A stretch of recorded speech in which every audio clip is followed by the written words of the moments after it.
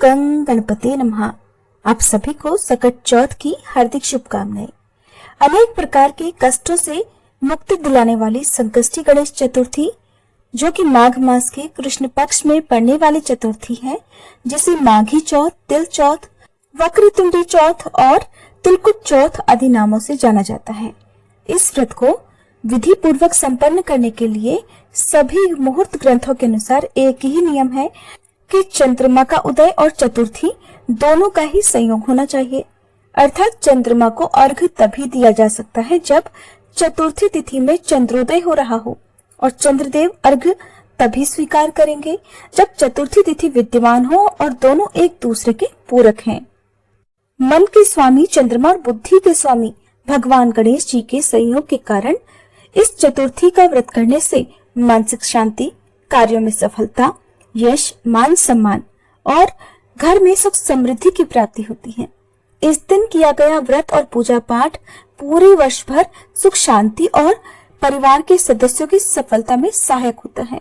परंपराओं के अनुसार इस दिन गुड़ और तिल का पिंड बनाकर उसे पर्वत रूप समझकर दान दिया जाता है। गुड़ से गौ की मूर्ति बनाकर, जिसे गुड़ धेनु कहा जाता है, रात में चंद्रमा और गणेश जी की पूजा के बाद अगले दिन प्रसाद रूप में दान की जाती है। चतुर्थी तिथि भगवान गणेश जी को समर्पित होती है। इस दिन पूजा पाठ और व्रत करने से भगवान गणेश जीवन में सभी तरह की बाधाएं, सभी तरह के दुख दूर करते हैं।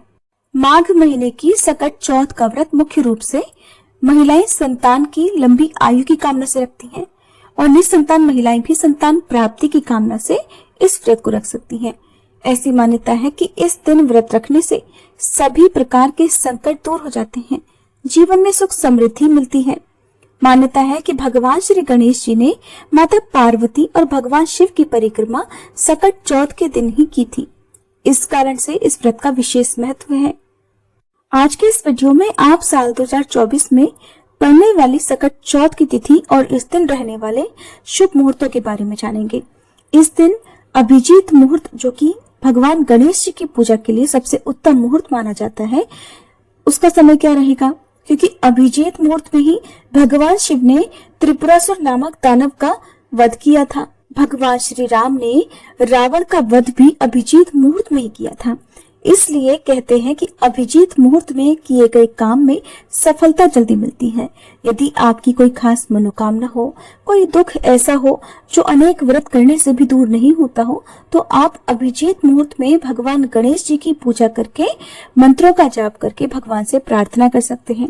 यदि आप उस समय घर पर नहीं हो, तो जहाँ कहीं भी हो, उसी समय आप मानसिक रूप से भगवान को याद करके सच्चे मन से भगवान से प्रार्थना यदि करते हैं, तब भी आपकी मनोकामना अवश्य ही पूर्ण हो जाती है। यदि संभव हो तो इस दिन सभी भक्तजनों को उपवास रखना चाहिए। इस व्रत को जहां तक हो सके निर्जला और निराहार रहकर ही किया जाता है। यदि सामर्थ्य न हो तो आप जल का और फल का सेवन करके भी इस व्रत को रख सकते हैं। भगवान गणेश जी की पूजा आज के दिन गंध, अक्षत, पुष्प, धूप, दीप, नैवेद्य, ऋतुफल आदि से षोडशोपचार विधि से की जाती है। रात के समय चंद्रमा को अर्घ्य देकर व्रत की पूर्णता होती है। चंद्रमा को अर्घ्य देते समय ओम चंद्रमसे नमः, ओम सोमाय नमः, इन मंत्रों का उच्चारण करते रहना चाहिए। व्रत करने वालों के लिए अगर संभव हो तो इस दिन 10 महादान, जिनमें अन्नदान, नमक का दान, गुड़ का दान, स्वर्ण दान, तिल का दान, वस्त्र का दान, गाय के घी का दान, रत्नों का दान, चांदी का दान और 10वां शक्कर का दान करना चाहिए। ऐसा करने से प्राणी दुख, दरिद्रता, कर्ज, रोग और अपमान के जो भी दुख है, उन सभी से मुक्ति पा सकता है। अगर ये सारे दान करना संभव ना हो तो भी तिल और गुड़ से बना हुआ पिंड यानी पर्वत का ही दान करके आपकी मनोकामना पूर्ति के लिए आप भगवान श्री गणेश जी से प्रार्थना कर सकते हैं। इस दिन गौ और हाथी को गुड़ खिलाने से अकाल मृत्यु का भय नहीं होता। जो भी स्टूडेंट्स हैं, जो विद्यार्थी हैं, वो आज के दिन विशेष रूप से गणेश भगवान की पूजा करें। ओम गं गणपते नमः इस मंत्र का 108 बार यदि जाप करते हैं तो उनकी बुद्धि अच्छी होती है और पढ़ाई में उनका मन अच्छा लगता है। ओम एक दंताय विद्महे वक्रतुंडाय धीमहि तन्नो दंती प्रचोदयात् इस खास मंत्र का जाप करने से जीवन के सभी संकट भगवान श्री गणेश जी दूर करते हैं। इस मंत्र का जाप भी आप अभिजीत मुहूर्त में कर सकते हैं। इस बार 29 जनवरी सोमवार के दिन सकट चौथ है। चतुर्थी तिथि प्रारंभ होगी 29 जनवरी सोमवार की सुबह 6:18 से और समाप्त होगी 30 जनवरी मंगलवार की सुबह 8:54 पर। इस दिन सूर्योदय होगा सुबह 7:12 पर, सूर्यास्त होगा शाम 6:07 पर। ब्रह्म मुहूर्त का समय सुबह 5:35 से 6:23 तक होगा और अभिजीत मुहूर्त रहेगा दोपहर 12:17 से 1:01 तक। इसी विशेष समय में आप कोई भी खास उपाय कर सकते हैं। भगवान गणेश जी की पूजा करके मंत्र का जाप कर सकते हैं। अमृत काल का समय सुबह 11:44 से 1:32 तक रहेगा।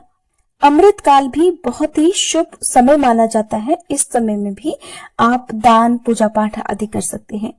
चंद्रोदय का समय रहेगा रात 9:18 पर। इस समय के बाद से चंद्र देवता को अर्घ देकर व्रत खोला जा सकता है। राहु काल जो कि अशुभ मुहूर्त होता है सुबह 7:30 से 9 बजे तक रहेगा।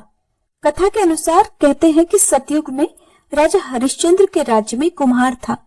बहुत सारी कोशिशों के बाद भी जब उसके बर्तन कच्चे रह जा रहे थे तब उसने ये बात एक पुजारी को बताई। उस पर पुजारी ने बताया कि किसी छोटे बच्चे की बलि देने से ये समस्या दूर हो जाएगी। इसके बाद उस कुम्हार ने एक बच्चे को पकड़कर आवा में डाल दिया। वो दिन सकट चौथ का दिन था। इधर बहुत खोजने के बाद भी जब उसकी माँ को उसका बेटा नहीं मिला तब उसने गणेश जी के सामने सच्चे मन से प्रार्थना की।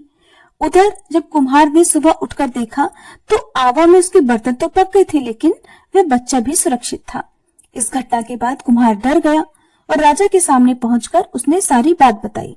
इसके बाद राजा ने बच्चे और उसकी माँ को बुलवाया तो माँ ने संकटों को दूर करने वाले सकट चौथ की महिमा का वर्णन किया।